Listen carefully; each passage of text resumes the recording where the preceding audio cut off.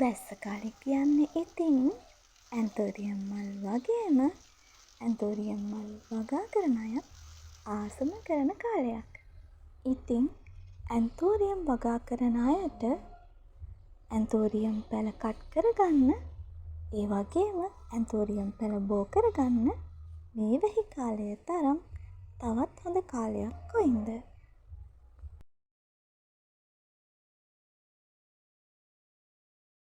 ඒ වගේම ඇන්තෝරියම් ගස් මල් වලින් පිරෙන මේ වැහි කාලෙ නම් ඇත්තටම ඇන්තෝරියම් වගාකරුවන්ට ගොඩක්ම හොඳ කාලයක්.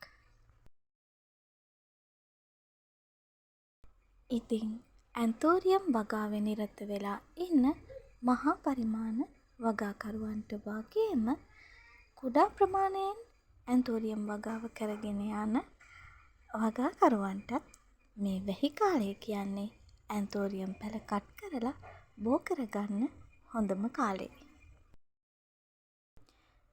ඉතින් ඒ වගේම අලුතින් ඇන්තෝරියම් වගාවට එකතු වෙන්න බලාගෙන ඉන්න ඔන්න ඔයාලටත් පැළ එකක් දෙකක් හරි අරගෙන කට් කරලා බෝ කරගන්න මේ කාලේ තමයි හොඳම කාලේ.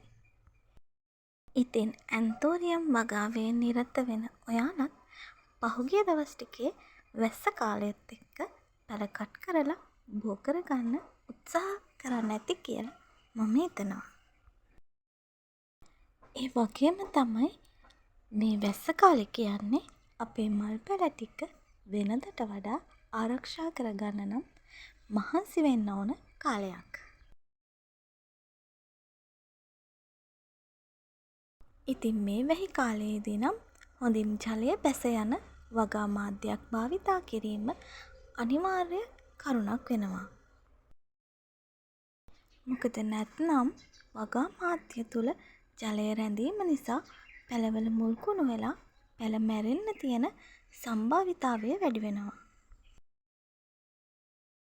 ඒ වගේම මේ වැහි කාලය අධික වර්ෂා කාලය කියන්නේ අපේ ඇන්තෝරියම් වගාවට විවිධ දිලීර රෝග වැළඳෙන්න පුළුවන් ඉඩකඩ වැඩිම කාලයක්. ඉතින් මේ කාලයේදී අපේ වගාව ගැන හොඳ අවධානයෙන් ඉන්න ඕනි වගේම හොඳ පාංශු දිලීර නාශකයක් සුදුසු පරිදි භාවිතා කිරීමත් අතිශය වැදගත් වෙනවා.